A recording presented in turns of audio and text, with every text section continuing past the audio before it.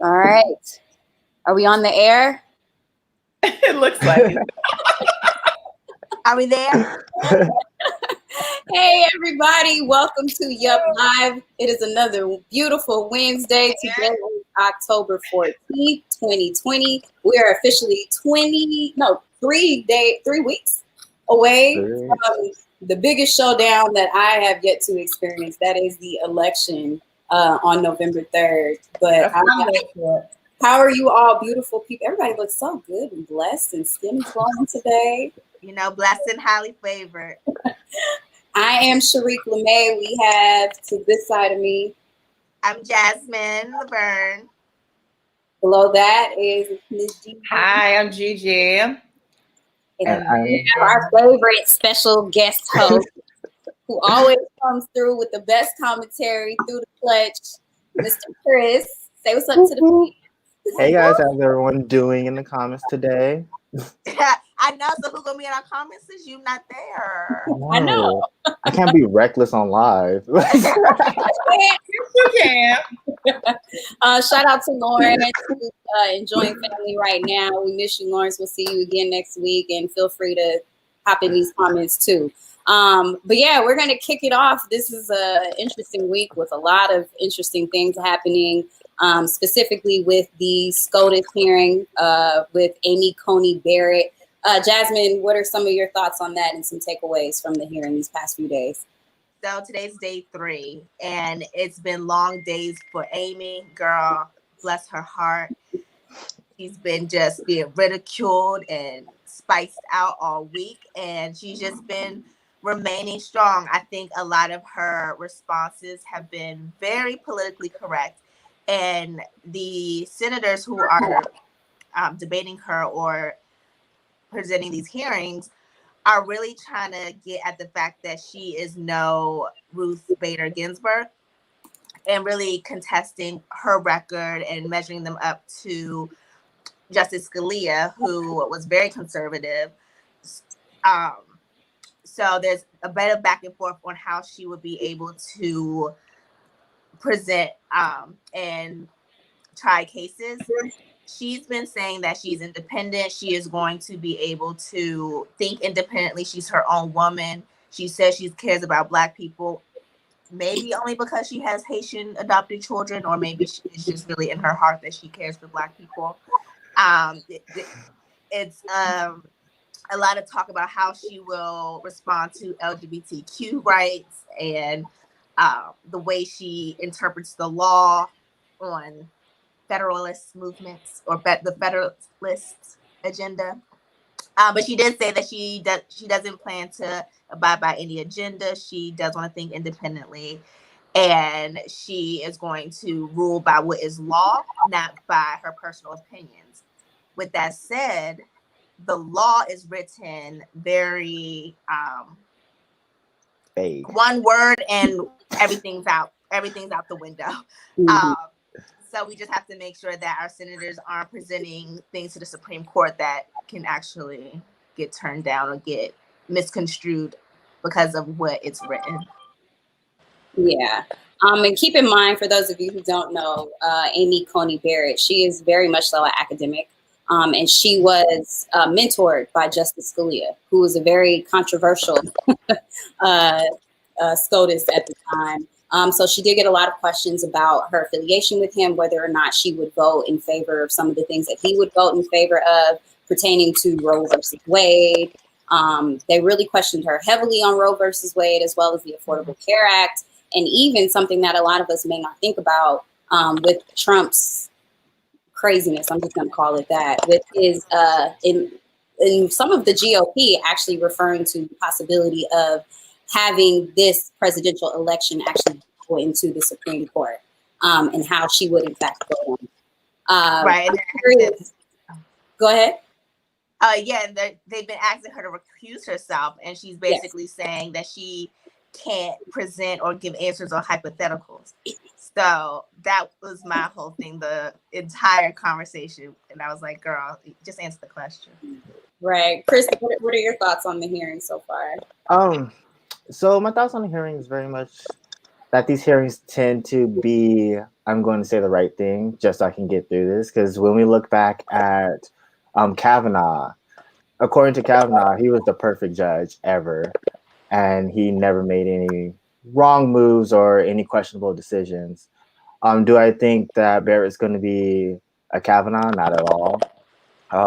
But of course, there's always things that concern. She could say she's independent, but clearly she does lean more conservative. So that's always something to keep in mind.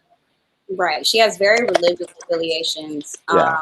and has spoken. She writes a lot of articles and dissertations, what I thought was very interesting too. And blog posts. Yeah. A lot of it kind of exposing her viewpoints. And, you know, of course, the Democrats, they did their research. I don't think it's going to mean nothing. I still think she's going to get confirmed. Oh, yeah. Oh, yeah. And then, I mean, that's her thing, right? Is that she has all these opinions out there. But her argument during the entire hearing was that she's not going to rule based on her personal opinions. She's going to be ruling based on what is written in the law. Yeah. So, Gigi, question for Gigi. Do you think that she can be objective? Do you think that, you know, there is a clear, defined separation between whether or not a justice is liberal or conservative? Should she recuse herself? I mean, I think she's playing her cards right. So when she was associated with Scalia, we know Scalia is against Obamacare, against gay marriage, in the Voting, you know, Rights Act as well. And so I don't think that it's a coincidence that she's kind of trying to distance herself from that ideology. She even said, like, what do you think? I don't have my own mind. I can assure you I have my own mind. Like, that's a direct quote from her.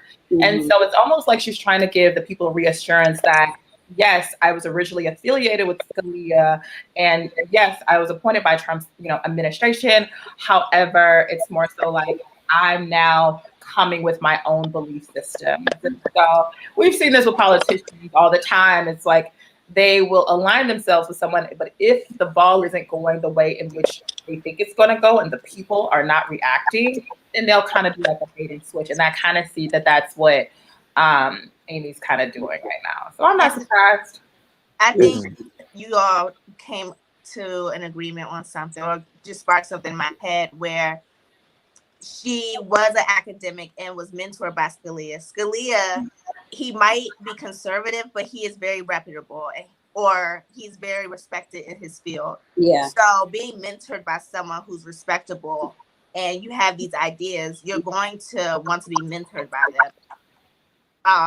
So I don't fault her from that, but I mean, I don't personally agree with her stances on things, but I do think the way she articulates or makes decisions, if she's saying that she's going to make them vaguely based on X, Y, and Z, I don't think the laws are written properly, but that's not her role to write the laws. She's just supposed to enforce them. So I think what the issue is to get, and we'll talk about this later, is to get the senators in line so that they can write laws that are properly written so that she can enforce them in a non-biased way, in her independent way as an academic. That's Because good. I would like to think that it's always wonderful to think that someone could separate their personal opinions from their work, but I'm of the belief that like your personal opinion does drive the way you work and how you oversee and how you view things. So there's a good chance that she is going to be as objective as possible, but always in the back of your mind when you're making that small little critique is going to be your personal opinion. Yeah. And then I think, and this is the last thing I'll say about this, is that I think, not that she's such a soft woman, I don't want to use the word soft, because she's excellent. Like, she got more credentials than Jasmine does, so she does her thing. However, now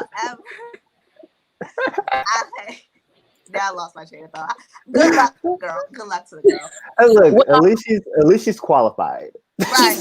Thank you. She's qualified. She ain't nobody coming out saying she done grabbed them in the private parts and all of that. So Right. I remember what I was gonna say now. I think what my point was is that I think that because she is wholesome and she like wants to get to know like what the issues are. I think she really took what Senator Booker was talking about today about the inequities of Black versus brown versus white people. And I think she heard that, and I hope that she received it. Just the positioning of herself and the way she like kind of looked very concerned and like, oh, this is actually happening. And knowing that she's in this bubble, she even said, my Black children are raised in this bubble. When all the things were happening with George Floyd, she had to explain to them, and she's learning as well. So I think she might be open to representing and advocating for the American people rather than her white suburban town. Yeah. Well, moving along from that, make sure you guys are checking out the hearing and also refer to what your girl Kamala had to say, because she came for everybody. Always. She's fighting for her seat. So as we know, as we said, the election is coming up. We all know that we're voting for our president, but we also have to remember that the down ballot is just as important, if not more important. We have a couple of hot ticket items with our Senate races. We have Senator Lindsey Graham, who's going against Jamie Harrison, an African-American gentleman with the Democratic Party. This has been a very interesting fight because, you know, Lindsey Graham is kind of crazy. I'm just going to say that. He had a debate with Jamie Harrison. Their first initial debate, I would say Harrison got him, just murdered him, hands down. So much so, some believe that is the reason why Graham decided not to take the COVID test this past week in order to face off against him again next week. Seems to be a trend within the Republican Party to want to debate. So I'm really excited about this election. I can't vote for it. So y'all in South Carolina, y'all need to go ahead and get to them polls because your boy Harrison is coming for your boy Lindsey Graham. We also have Amy McGrath, who is going after the Mitch McConnell. I can't stand Mitch McConnell. I'm just going to say that. A lot of the stuff that's going down legislatively, a lot of what's happening right now, as far as the SCOTUS hearing even happening, is because of Mitch McConnell, who is the Senate Majority Leader from Kentucky, a very conservative. He is going against Amy, who is a woman, a female. And she's just an all-around. I really like the way she speaks. I like the way that she carries herself. She's very eloquent, very educated. Mitch McConnell, as we know, is just not a class act. He laughed at her during the debate when she was discussing, some very serious issues pertaining to diversity and inclusion. And Mitch McConnell, all he could do was laugh. So what do you guys think about these two races? And why do you think they're not getting as much publicity as they should? I'll let say. So I think specifically with the Amy McGrath and Mitch McConnell race, I think in the primaries, a lot of people, I know myself, I was rooting for Charles Booker to win that race. Mm-hmm. But McGrath ran the better campaign. But I think you have to keep in mind that she was kind of running as a conservative Democrat, and then she was running as I am Trump without the Trump. And that turned off a lot of people from the race. I know it did. I stopped paying attention. I was like, well, hopefully she wins, but hopefully. But this ain't it, sis. But I've watched a couple of speaking engagements that she did, and she's definitely trying to change, I guess, her rhetoric, and she's not running as much as like I am to the right, but not as right as Trump or McConnell or whoever. So I think that's a good step. Hopefully she gets a little bit more traction. I know she was doing well in the polls for a little bit, so yeah. I think I'm not too familiar with it, but going back to the Senate in the hearing with ACB, she's like the new AOC. They call her ACB now. Wow. But a lot of it's interesting that you said he laughed when they were talking about diversity and inclusion question, because that was a lot of the conversation in the hearings as well, that this whole diversity and inclusion thing is a big joke. We saw that Trump wouldn't let the government do diversity and inclusion trainings because it's anti-American. And so I think that coming from Mitch McConnell, him laughing that off is very disrespectful, especially at the position that he's in. So I'm rooting for Amy. What's her last name? Amy McGrath. Mm-hmm. And to add on to that, like, wasn't he laughing about COVID and the bills that are sitting on his desk? Like, Jesus Christ, I'm surprised he could laugh at that neck. I Sorry. think what people need to realize is how much power Mitch McConnell has. Like, people don't. I don't think that the common man doesn't realize. Yeah. I'm not going to put this comment up on the screen, but somebody said that they're willing to take one for the team to take him out. Like, it's You know what? I can't even see the comments, but I already know who it is. You know what? I think it's interesting because he says controversial things and he doesn't address certain things, but he's leading in the polls right now. And so you have to ask yourself, what does that really say? You know, like he's leading in 3 weeks until of this huge election. He's actually leading. And so when you think of that, it's kind of like, who are his supporters? What are their value systems? It's a lot that really goes into that. And he's been the longest serving U.S. senator in the state's history. So the people know him. And what we know about history is sometimes people go after what they know. Yeah. This is a familiar name. So let me continue to vote for this person that I know. There's some familiarity there. Not necessarily because he's the best candidate, but just because he is, you know, a candidate that people know. But you would think his state would be shaken up a little bit with all the controversy around Breonna Taylor and the DA and the Attorney General and all the lies that's been going on. You would think that would be, and like I said, I'm not familiar with the race, but if I was Amy, that would be my number one conversation. But to add to what Gigi was saying, Mitch McConnell, he's well connected. Not even connected. Exactly. People connect to him in a way. Like, you don't do anything without Mitch McConnell giving you the okay. Right. And it's very much a contrast to his position because he is a powerful senator. He is running. It's going to be hard. It's going to take the grace of God to beat this man. But he's one of the least popular senators in his state. So yeah, I mean, he's the longest running. So I think he's the least popular, to be exact. So is he like the leader of the secret society or something? Yes. And so how do you get people out of here? I'm trying not to say the name, but we're gonna call it the secret society. Yeah, it's ridiculous. And to think like Kentucky's really controlling the country. That's where we at. Yeah. Yeah, and you know, I think they even brought up Breonna Taylor, you know, in the debate that they had. And he just didn't have anything sympathetic to say. That, you know, the GOP is aligning themselves with the decision to let that go and let that fly, and that being his state, and just going along with it, and not have, he's comfortable in his position because he knows he's not going nowhere. So that's why I'm like, is this man a part of the secret society? Like, I don't want to say it, and then they flag us, and then we get. They always flagging us. We're gonna move on into another very, very monumental and impactful news topic here out of California. Gigi, can you tell our audience a little bit about AB 1950? Yes. So AB 1950 amends the California State Penal Code to limit adult probation to a maximum of 1 year for misdemeanor offenses and 2 years for felony offenses. So that is absolutely huge for the state of California. I'm really excited that just got passed today.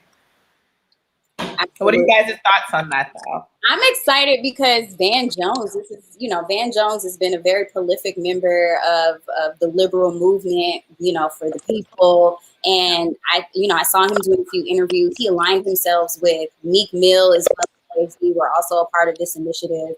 And your boy Gavin Newsom, who I think is going to run for president one day. Your boy Gavin Newsom signed that thing. Conversation. Into law. And I think it's very reflective because California, I would say, kind of leads the way for a lot of innovative and liberal transformation in the country. We kind of do things first. So the fact that they were able to get this passed in California can set precedent, hopefully, for the rest of the country. And I think it's important for us to know about this because probation be killing people, to be completely honest with you. If you get pulled over and you're on probation, you go back to jail. Meek Mill went back to jail for popping a wheelie on his ATV. And that's a family man, trying to live his life and do good by his community in Philadelphia. So I'm very, very happy about this. I just want to see it spread across the country. Yeah. I mean, I think the good thing to know about this is this gives people an opportunity to succeed, because once you're in the system, you can get right back in the system for something small, like popping a wheelie, like you said, Shariq. So this actually would give individuals opportunities to exit the criminal justice system for good. And so I always love how, even though I'm from Texas, like California in some ways are so progressive, and some of the propositions that they start and even like AB 1950 being passed, that is a stepping stone into the right direction. So I'm hoping that other states will tend to follow that, so that individuals who have been in the system have a opportunity to have a fresh start and not be penalized for something so small and trivial. Yeah. And I think it's important for people, because I feel as though a lot of people like to speak down on Kamala Harris, for example, or even Biden, who voted for, the Policing Act or whatever, back in the 1990s when Clinton was president. And they like to talk a lot about, the criminal justice system. And this is something that can definitely, like I said, save lives. Like it's deeper than just not going to jail. Like this can literally save lives and save our economy as well. Yeah. So, but so those are our news topics. I think this is a good place to segue into some of these propositions. As we pick up the down ballot, we would love for you all to know that there are some monumental propositions on these ballots. You need to know them, study them, have your parties. Do it before November 3rd in turning your ballots. But Gigi, I'll let you go ahead since you brought up AB 50. This proposition falls in line with that. Yeah, so this is going to be Proposition 17. This initiative restores the right to vote to people convicted of felonies who are on parole. And that's huge, because we all know once you're a felony, you are not able to vote anymore. And so I think this is great. And so I just want to give a little bit of education. Parole, by definition, is not punishment. It's to help reintegrate people back into the mainstream. Parolees are many times working, paying taxes, raising their families, doing right, and they can't vote on policies that affect their lives. And that's from State Assembly member Kevin McCarty. And so this is also huge, a stepping stone for individuals that may have a not so clean past, the ability to make decisions and to vote and to really be a part of, society and making those decisions. So I'm excited about this one as well. Definitely. What are you guys' thoughts, though? And once again, California leading the way. Always. California had the most propositions on the ballot this year, I believe. They usually do. Yeah, I want to point out Keon Bowen's comment. Probation definitely is a middle chain in the link to returning to prison. And it's absolutely right. Like, I personally know people that know people that are like, yes, so-and-so went back to jail because they're on probation and they did something small, especially with the use of social media. So sometimes people are on social media front for the gram and maybe doing things that violate their probation that leads them back into jail. And it can be so simple as your ankle bracelet the battery go dead. And you don't got no electricity in the house. It be such a setup. They be doing a little more than that, girl, but I get what you're saying. They just need the freedom to live their life. Crazy, but I'm saying the simplest things. Yes.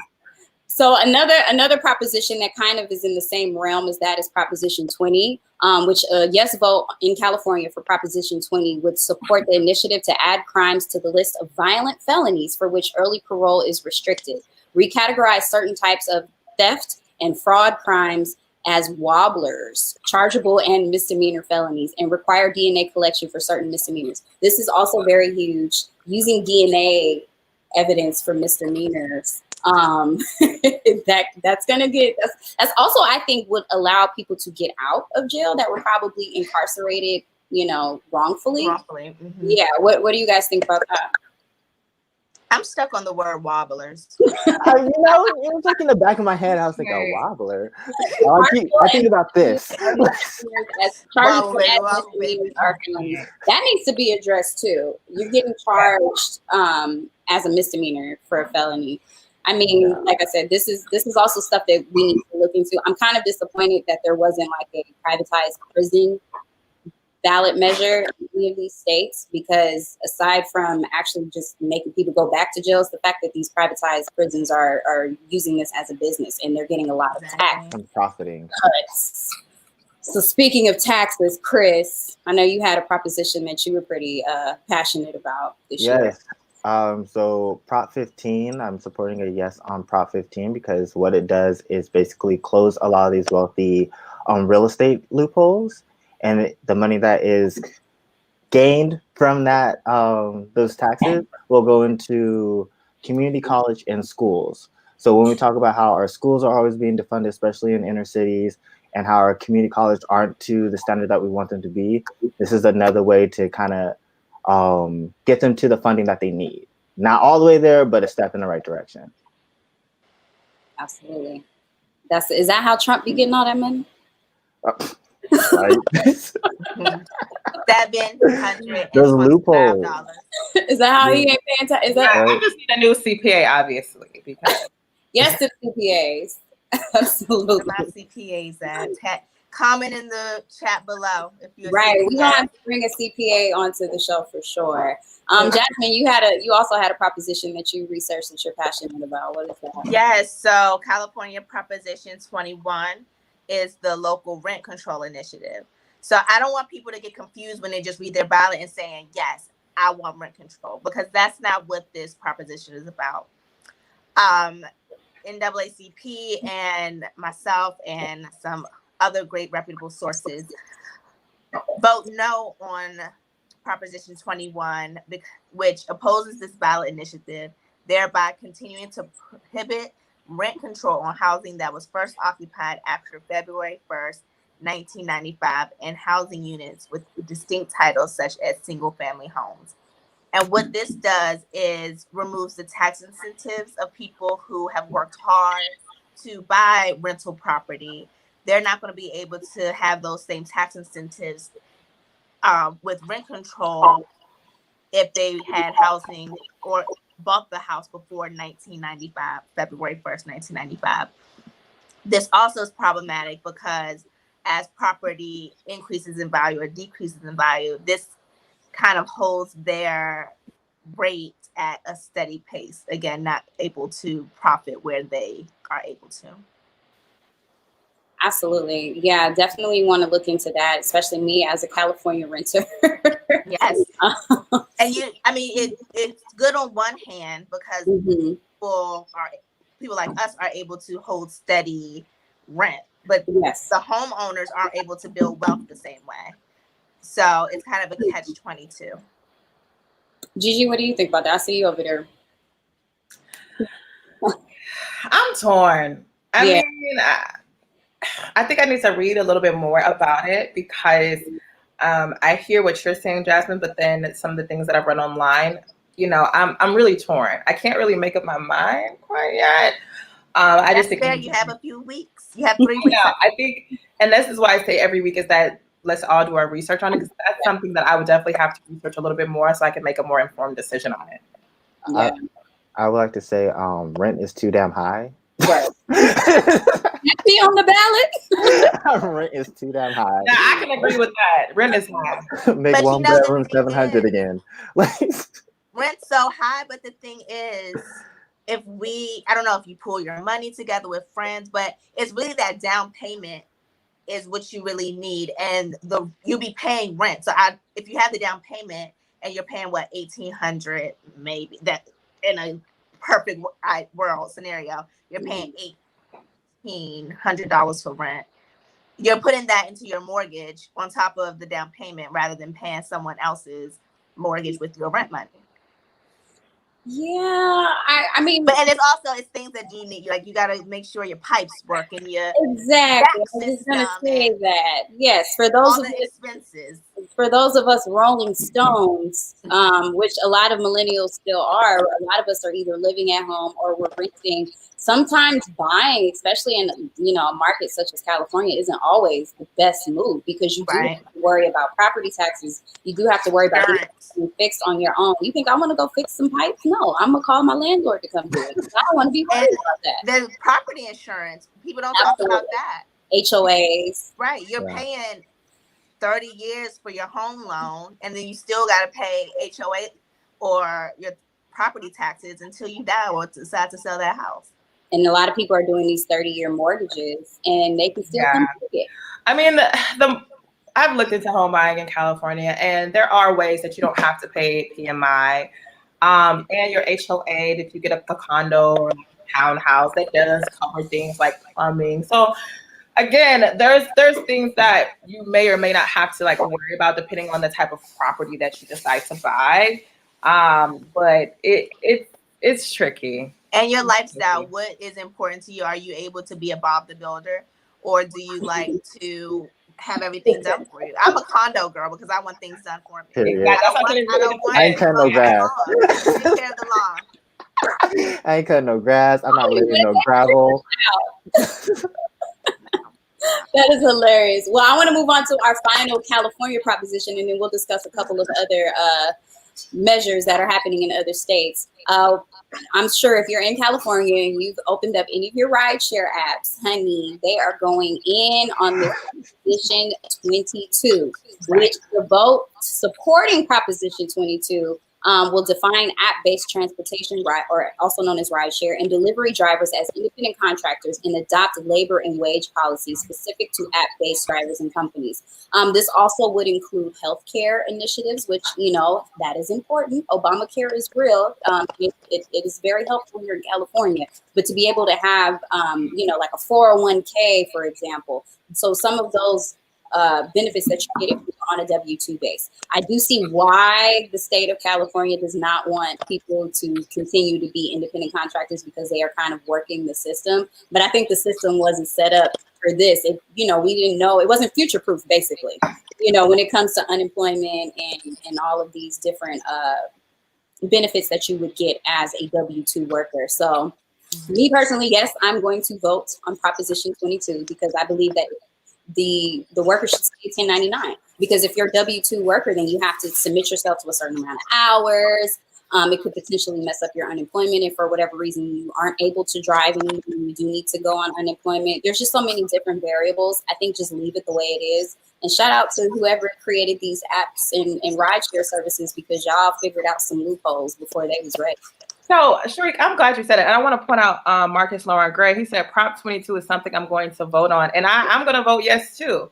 I believe in being an independent contractor. I think that is definitely the way of the world. Now, the taxes at the end of the year are a mess. But let me not get this. But where's the CPA?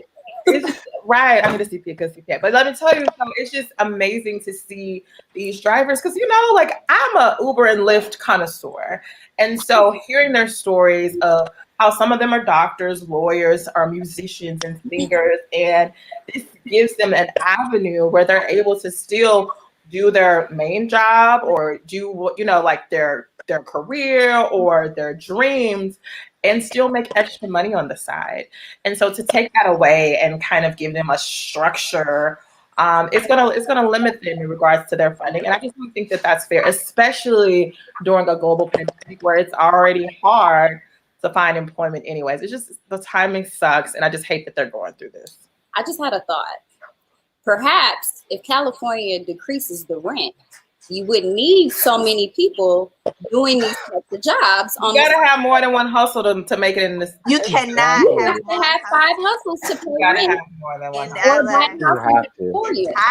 That's the solution. No. We're paying $1,800 for gunshots at this point in time. Literally. So maybe it's all a trickle down effect. California needs to get it together. And then there's what I find really interesting. I know that they discussed Airbnb in the past. If we're speaking about renters and the policies, we know that they do pass a law regarding people not being able to let's say if you have an apartment complex, you can't just keep all of your units for Airbnb, but we know that is causing inflation in the housing and renters market significantly. So I just think all of this is just a chain domino effect. And we wouldn't have to have these people out here driving Ubers to save their lives on top of having 2 other jobs and needing to be independent contractors if they can make a living wage. And homelessness is out the roof right now. I mean, I think LA has one of the highest, if not the highest, homeless population in the United States. And so I wish we could do something about rent, but it's not. It's like you get paid the same amount of money, but rent continues to increase every single year. And some employers do implement a 2% raise, but that's really nothing. It's really nothing in the grand scheme of things of how rent is continually going up. Rent go up 5%, they give us 2%. Huh? Rent goes up 5% every year, but they give us 2%. Exactly. Yeah, exactly. And so thank goodness for places like the city of Inglewood, shout out to the city that I live, that has rent control. You know what I mean? But every city's not like that. So sometimes it's even more than 5%. Sometimes it's 10%. One of my friends said that they raised his by 20%. Wow. And before they implemented the rent control in Inglewood, they're gentrifying everything. So a lot of the complexes were raising rent to astronomical rates so that it can get people out. They know they couldn't afford that. Your rent was $1,200 and now it's $2,200. It was insane. Right. And then one thing I've noticed about LA is a lot of people I know have given up their leases and are living in Airbnbs because the cost of a single unit Airbnb is cheaper than a lease, which I think is insane right now. Crazy. What? Yeah, for an Airbnb, for a 1-bedroom Airbnb downtown for a month was about $1,500. And a lot of these Airbnbs are actually increasing the minimum nights that you can stay. So you can't and they have because it's the deal for the month rather than the week. Or like if you stay longer than a certain amount of time, they'll give you a little discount. But that's gonna mess up the house. It's about to be another housing crisis. I remember I did see a study, I don't know if it was last year or the year before that was talking about the homelessness in California and how I think the number was like 30, maybe like 35% of the homeless population has a job, if not 2. Yes, I've read that. Which is to me baffling. That it says a lot about our housing market or and people's ability to live. Yeah, definitely. Well, just to kind of go over the different measures in California, they're called propositions. In other states, they have different names and different titles. So a lot of the policies that we're seeing are some of the majority measures that we see. We see a lot of election policies. There's 18 measures in 14 states concerning election policy, including campaign finance, election debates, election systems, redistricting. I always have a hard time with that, which is very, very important, you guys. Redistricting can change the game in terms of voting. There's 12 states that are going to be voting on taxes, as we mentioned. Marijuana is a big, big, big topic in a lot of these. Decriminalize it. We have to decriminalize marijuana. For those of y'all in the Arizona, Montana, Jersey, South Dakota, y'all need to go vote so we can start decriminalizing marijuana all over because this is crazy. And let me be able to smoke my weed outside like people smoke a cigarette. God damn it! and then, not the big state of Texas. Gigi, I'm gonna let you take this over because Texas, in terms of what's on the ballot and the importance of this election, Texas takes the cake. So Gigi, as a Texas native, I love my state, child. I'm just in love with my state. And the one thing that I was actually going to say was that Texas has like some of the cheapest affordable rent in the country. And so if you're ever looking to buy a house or property, definitely check out Texas, specifically Dallas. I'm from Irving, which is, suburbs of Dallas. But anyway, so Texas early voting has started. Yesterday, people came out in astronomical numbers. They broke records. As Sharik was kind of saying a little bit earlier, different states have different things. So California has propositions. Texas has like amendments. And so an example would be like in the city of DeSoto, which is like where a lot of my family lives. there's only 2 polls that are open. And so normally they have like schools open, but due to COVID, they only have 2 polls. So the wait for voting was 2.5 hours, you guys. And people were literally at this church. I can't think of the name of the church, but they were at the church. It's big. It was safe. But they waited. They waited to make sure that their votes were in. And shout out to Texas for breaking records and getting out there and waiting and being patient and doing what they need to do to make sure that their vote counts. Absolutely. Shout out to Texas. I've been seeing and it all the over same the with Georgia. I'm in Georgia right now, and over the weekend they had remnants from the hurricane. I forget who they named the hurricane after this time, but from the hurricane, power went out. And Tuesday, people were still lined up, waiting hours in line. I think the news channel said someone waited 8 hours in a line to vote. So shout out to Georgia as well. I would like to say, I was gonna say, I want to point out Amanda Marie Bird. She said, "Wait it out, make it count." I love that. Wait it out, make it count. I love that. Mm-hmm. I want to say, if you're waiting in line to vote, that is voter suppression. It is. We should They not only have to wait. 2 open, y'all, and DeSoto's pretty big. And that's What about Cory the ballots? Booker said that today to Amy Coney Barrett. He asked her, "Have you ever waited more than 2 hours in line to vote?" And she said no. And he said, "Well, there are people who are waiting hours in line, which you would never have that they would never have the luxury to wait less than 2 hours to vote. This is voter suppression. Do you know what voter suppression is? XYZ." Yeah. Mm-hmm. So they're coming for the vote as well. I mean, the right to vote. Oh, sorry. Go ahead, Chris. Oh, I was gonna say, and that kind of goes back to the redistricting, because when you look at it, people just go look at your map of your city and how you're divided into wards. It's gonna look a mess, and you're gonna wonder how the south end and the north end is still on the same district. Mm-hmm. It's because they are finagling these votes to get the votes that they need to do these crazy stuff, especially in these questionable states. Questionable. The South. Say the South, honey. In mid. All right, now don't you talk about the South now, okay? Don't you talk. We was out. Well, we just talked about Georgia and Texas to have to wait in the longest. Well, we don't know yet. We just started early voting, so we don't really, we don't know. But I want to ask you guys this question: if you guys could describe this whole election process in one word, what would it be? A mess. Thank you. I'm messy. It's messy. And the thing is Trump has said that we're going to have election fraud and we're going to do this and that, and he's the one perpetuating it. And so it's like he's giving us and telling us what he plans to do, and we're supposed to just pay a blind eye to it. Earlier this week, they said that the GOP planted mailboxes in Beverly Hills in Los Angeles, and we're supposed to just turn a blind eye to it. So when was that? Beverly Hills, Los Angeles. See, and it's everywhere. It was at a church. They are going to arrest a pastor, or this pastor is in trouble, child, because he had an unofficial ballot collection going on in front of his church. And there's a lot of that going on. There's these unofficial, and please, you guys, make sure that you're not turning in your ballots into these random rinky-dinky looking mailboxes. It has to be official. It has to look official. And so that's causing a lot of confusion. But he's claiming the Democrats are doing all the fraud, but these are his people placing his box. This is Mitch McConnell. The thing is, they said they ain't gonna move him.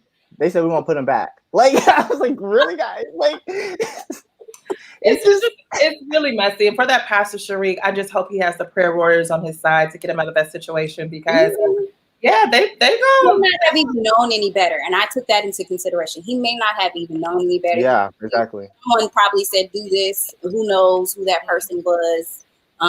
There's a lot of information that is being portrayed. A lot of things that are said one way and then it's changed. I mean, think of just how many things have changed in this pandemic. Like, there's so many different things that have changed, and so I just really encourage you guys to look at your ballots. Look at if your voting place is still the same, because as Chris was saying, the redistricting is getting tricky. They're making it very, very hard this year to vote. And as Amanda Marie Burr said, a lot of these things look real. Yeah. So if you're not really aware, it's like, how can you differentiate between what's real and what's fake? So this year specifically, we have to do our due diligence to make sure that we know where we need to vote. We know what days to vote, depending on what state. I see a lot of different people from different states in the chat box. So really, really make sure that you don't miss those dates, and make sure you know your voting places, because they making it really difficult this year. And you can, even if you get a mail-in ballot, you can still take it to a polling place and drop it off. A polling place, not the ones on the middle of the road. Right. And then also, if you are mailing it in, make sure you sign it. Do not forget to sign the envelope, and then put the envelope in sign the first envelope, put the envelope that you signed in a secure envelope, and then you ship it. So it's 2 envelopes, signature on the inside envelope. And you can always drop it off. In black ink, sorry. In black ink. Don't let them play you. And you can also drop it off at your county register of voter office. They are accepting ballots too. That's awesome. So I'm just going to bring up another one because I didn't mention this earlier with all of the different measures that are happening. There are a few measures regarding abortion rights on these ballots. In Louisiana, we have Amendment 1, the No Right to Abortion in Constitution Amendment. A yes vote would be adding language to the Louisiana Constitution stating that nothing in this Constitution shall be construed to secure or protect a right to abortion or require the funding of abortion. Y'all hear that tricky language? Right. And they have, it's not in our notes, but Louisiana has a bill or a law or something where with Roe v. Wade, if they change one thing in it or if they alter it, then it's revoked in the whole state. Because of the state versus federal law, they have placed in their state constitution that any change within Roe v. Wade eliminates the entire protection against pro-life. Yeah. And then just so you guys know, Roe v. Wade and these abortion rights, it's not just about the fetus. That's what they like to push. The GOP likes to push, oh, the heartbeat, the fetus, the heartbeat. This is a person. This is a person. It's not just about that. I've done research and I've watched documentaries where women were forced to have cesarean sections because they were in a state that didn't protect their right as a woman to make a decision as to whether or not they wanted a cesarean section. There's been situations where they've ripped a baby out of a person who had special conditions, and then that baby died and that woman died. So it's not just about the fetus. It's also about the woman and her health and what she decides to do with her body and what's best for her family. So really, look into that. As Gigi likes to say, do your research. And not just black and white. It's not just A, B. There's all kinds of different scenarios that this is really affecting women as a whole and affecting families. Women are dying in certain states. And like I said, I live in California. I'm from California. So some of these things I don't have to think about because there's so many resources. But there are states where there's literally one abortion clinic. And then if they go to that one abortion clinic, they get haggled, they get, accosted by people. So Louisiana, I'm sure, is one of those states where it's a bit tricky. So if you're in Louisiana or if you got aunties and cousins, please make sure you're talking to them about this ballot measure and that we're all educating our peers about these very, very significant propositions. Yeah, no, I completely agree with that. I want to go back to one of Marcus's comments. When can we vote in California? I'm so glad he asked that. So they said that online October 19th, by mail, postmarked by October 19th. In person, of course, is November 3rd. The absentee ballot deadline request is October 27th. But it has to be, if you do that, the return by mail has to be postmarked by November 3rd by 8 p.m. That's Pacific Standard Time. Okay. You should already be getting, if you are going to do it, you should already be getting your ballots already. So if you have not started to receive your ballots, because they said they started sending it out 29 days prior to election. So if you have not received the ballot, I know I have mine. Definitely reach out to your local city, call, figure out depending on, where you're located, figure out kind of why they haven't sent you that. Okay. Make sure they have the right address on file. Make sure they haven't sent you in a different district, because those may not be registered. There's so many different things going on. But those are the dates. And so thank you for asking. And the unfortunate thing is, it's too late to register now. The last day to register was October 5th in most Yes. states. So I hope you are registered. Yeah, definitely. Also, I think tomorrow is a significant date regarding the census. So for those of you, deadline. So for those of you who have not filled out your census, I personally don't have time to go into why you should, because I know there are some conspiracy theories. Redistricting. Yes, as we spoke about redistricting. The census is very, very imperative in terms of that. And then just in terms of counting our people, a lot of us go unrecognized, especially brown and black people, because we're not filling out the census, and then we're not getting the certain resources that are being allotted to other people. So tomorrow, I believe, is the last day for census. Yeah. If it ain't tomorrow, then it's today. So either way, do it tonight. It's the 15th. Census.gov, fill out your census, you guys. It's very, very important. This year is just so monumental for so many different reasons, and you can't complain if you ain't out here doing what you need to do. And it's so quick. It's super so quick. It don't ask you that much. No, they ask like 5 questions. Who living in your house? If you don't want to say your baby daddy there, you ain't got to say your baby daddy there. It's not there, girl. Don't blame him.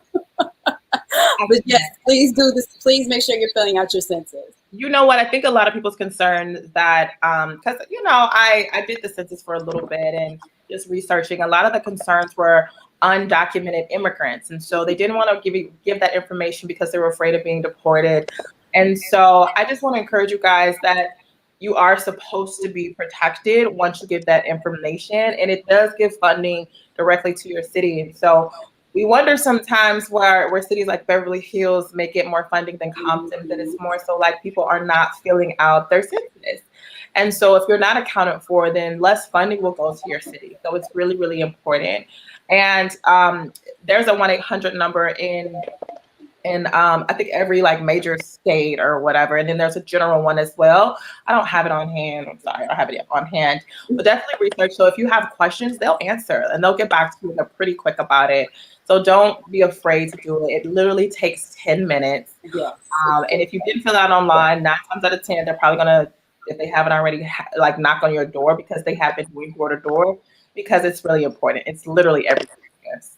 Yeah. Fill it out, y'all. So I just have 2 other measures that I wanted to bring awareness to, even though they're not in our state of California. You may know somebody in these states, maybe, possibly. I don't know nobody in Montana or Nebraska, but I just know Tony. Interesting, because we had a conversation about gun laws and gun restrictions on one of our earlier shows. So in Montana, they have the LR 130 measure, which removes local government's authority to regulate firearms, including regulation of concealed to carry. You guys, that's a big deal. That is a big deal. You guys know how I feel about that. So, and then the last measure that I'm going to talk about is in Nebraska, which repeals language allowing slavery or involuntary servitude as criminal punishment. I have a comment. It's about the gun, LR 130. So I'm very much, full disclosure, abolish the Second Amendment, right? But in these times, I'm like, guys, strap up. So, but my thought is, whenever we do, I hate the idea of us doing state by state gun legislation, because I think it does nothing. Good point. I think because all people do is state hop. They just go to the next state to get what they need and come back to their state, regardless if it's illegal or not. So my opinion is that when we do these gun legislations, it should be a federal move, because there's no point in us restricting concealed carry, because in true honesty, you ain't gonna stop someone carrying a gun in the car, right? Unless you move. And I kind of rather not. I rather not. But it's also, and I was gonna make that same point, is it says something about the states and what particular states are putting up in legislature, because it does set a precedent. Think about how we just said California sets the tone for liberal states or progressive movements. Mm-hmm. The same is going to happen, or the same is happening to these smaller states and these more conservative states who want to pass laws that aren't as conservative and aren't as welcoming to the Black and brown community. Mm-hmm. Some people will benefit from them. Some people have their ideas that it's better for their local communities, but you just have to understand where you're going and your position in each state. It's scary to think I'm in one state and I'm safe and I don't have to be intimidated, but then in the next state, he might got something under his belt and then I have to, it's like out of sight, out of mind. So I just want us to be cognizant of all of our amendments and measures and ballot initiatives in all states so that we can prepare ourselves and be conscious as we travel. Yeah. I was going to say, Chris, I agree with you in regards to it should be the same across the board, because the harshest states about gun laws and control is the state of California and New York. It is, and I think for California, it's because of the gang population, and I get it, right? However, people are going to have them anyways, and so we kind of see that with a situation like Tory Lanez, So now it's kind of like he's going to get in trouble because he had that possession of that firearm. Well, people still have them, but it's just more so. I wish that it was across the board. Being from Texas, as Chris said, everyone's strapped up, So you might be used to feeling safe and having your concealed handgun license and license to carry here, but then in a state like California, it is super duper hard to get that same license. And so you're going to have to tailor your lifestyle of how you've lived. And so I do wish it was the same across the board so that everybody was on the same playing field. I hate that it is different. Now you have to catch up. I'm like, oh, wait, I can do this here in Texas. Right. I can do it in Georgia when I lived in Georgia, but I can't do it in the state of California. Yeah. And even weapons like tasers. In some states, tasers are legal. In some states, tasers aren't. But where is it legal for me to protect myself regardless? That's what I want to know. Where can I protect myself without having to get hemmed up by the law? Do y'all have an answer? No. As a Black person? I was going to say, you would ask someone white. This is the wrong room, sis. I feel wrong very room. So question to you guys, do you think if you were in Montana, would you vote yes on LR 130 to remove local government's authority to regulate firearms, including regulation of concealed carry? Do you think that it should be a statewide thing? Is that, or should it be local governments that can kind of, place that authority and say, statewide? Yes, you think statewide? Yeah, I cross a county and then it's like sundown towns. I cross a county and now I'm in danger. Yeah, and that's very tricky. And I'm surprised that this is just now coming to a ballot. Like, think about that. Like, if you're in the state of Montana, you can be in one county and they have completely different laws than the other. But I also want to know the population and the demographics in Montana and what you look at. And so to answer, I'm sorry. Go ahead. And just because Jerica, sorry, Jerica, like you said, in Texas, it's normalized to have a weapon. And when I think about it, it's like, okay, I'm a cowboy, I'm going to carry my weapon. The same thing in Montana. I'm going to have my weapon because that's just the culture of the state. So I think being an outsider, I can't really speak on if yes, that's right, or like if I'm going to be in this city or town, then I shouldn't have a gun. I don't know the culture there to really speak on it. I'm glad that you said you didn't know the culture to speak on it, because everybody be talking about Texans and cowboys, okay? Like, I don't have any cowboy boots. I don't have a cowboy hat. I am a Cowboys fan, but we're not walking around like we're in a Western rodeo. Like, well, my friend said her granddaddy was a cowboy, so listen, Texas is big. It's right. big. So, anyways, like you were saying that everything is going to be different, and you really have to know the culture of the city to be able to understand because the media will portray things different ways. Like they're like Texas is this and that, and I'm like I've never experienced those things, so I can't speak to that. And so it's just really important to know the history of kind of why things are structured the way they are. Kind of similar to what I said, California.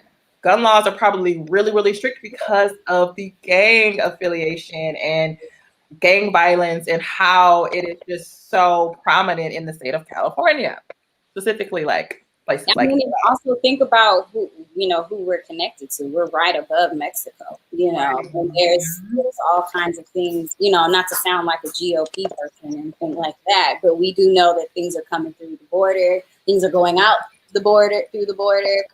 So yeah, it's just so many different things to think about, but we are at the end of the hour, and I do want to do a roundtable. I know there's so much information, and please, you guys, let us know if there's any particular propositions, ballot measures, whatever they call it in your state, that we should be aware of and we should speak to. Please, engage with us on social media and share this video with your friends and your aunties and all of them if they like, I don't know what to vote for. So I'll go ahead, and that was my final comment. So we'll go this way. All right. So my final comment is to protect yourself this fall. COVID is real. It's getting colder. We're all tired of, social distancing. Holidays are coming up and we are edging on our seats to meet with our family and friends. But remember, Zoom parties were a thing. We can bring them back. Wear your mask if you do need to be with your friends and family or you're so inclined. Try to be outside. Just really practice safe protocol. We're not doing just us anymore, but thank you. No shade. I told y'all earlier, and now you gonna say it's shade. No shade.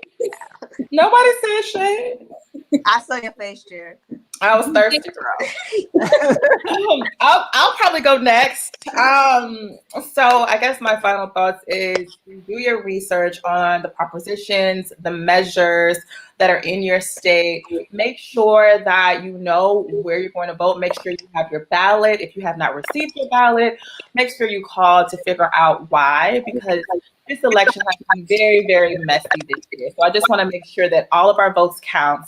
As someone said earlier, wait it out, make it count.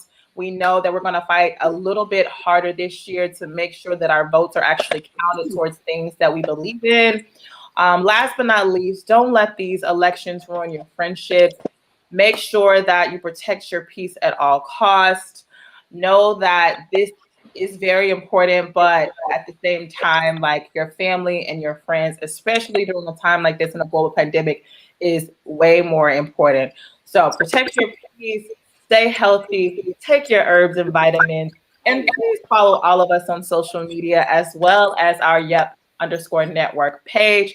And thank you guys for tuning in and for all of your feedback. We really appreciate you every week for tuning in with us. Chris. How do I follow that? So my final thoughts is, guys, go out, vote early. So many resources, especially if you're in California, your ballot drop-off boxes, your county voter register voters office, and make sure you research. I know these propositions are worded funny and they could be difficult to read. There's great resources online. You can always check out Ballotpedia, Vote Like a Beast. There's things to help you kind of get through these very wordy ballots. So research, check it out, and binge watch something for your mental health. What are your recommendations? Go ahead. Oh, okay. Everyone, do you all have a recommendation what we can binge watch this weekend? Lovecrafts. I want to watch Fargo for sure. Right now we're watching Evil on Netflix, which is really interesting. There's quite a few. I'm not gonna lie to you guys. I literally binge watched the entire seasons, all 8 seasons with 22 episodes each season of Girlfriends in like a week. Don't judge me, okay? I don't. Girl, I do that like a midnight thing to do. I started and then I just couldn't stop. And I'm gonna tell you this: Girlfriends as a teenager and Girlfriends as an adult, after you didn't live life and have relationships, I was like, so I'm done binge watching for a while because that was just really out of I lied. I do have a final thought that I forgot to mention earlier. Back in 1996, how old was I? I'm not gonna tell my age, but back in 1996, I remember going with my family, my entire family. We marched across the bridge, the Golden Gate Bridge in San Francisco, to go see Reverend Jesse Jackson speak. I had a T-shirt, I had my little spoke, and I had, I didn't know what it was for. I had no idea what I was doing, but I kept chanting. They told us to chant, "Hey, hey, ho, ho, 209 has got to go." And so now here I am at this age in 2020, and 209, in a way, which was actually passed, is back on the ballot as Proposition 16, which will repeal Proposition 209, which is about affirmative action and amendment to affirmative action. Very tricky language, as Chris said, because if you were to just glance at it, you would say, okay, yeah, I would go ahead and not vote for that, or I will vote for that. But you have to read the verbiage and know, although it is talking about affirmative action, it's actually trying to repeal certain aspects of affirmative action that we benefit from as a people. So shout out to my family and my peoples for having me out there fighting the good fight as a young age. I encourage you all to fight the good fight with, your youngsters, and inform them and inform yourselves. And yeah, that's my spiel. Thank you guys so much for tuning in. Tune in next week. guys. Thank you, as always. And thank you, Chris, for being our lovely guest, as always. I Yes. know. Find them in the Thank you comments. guys for inviting me. Are you dancing? Thank you guys. Have a good night. Night.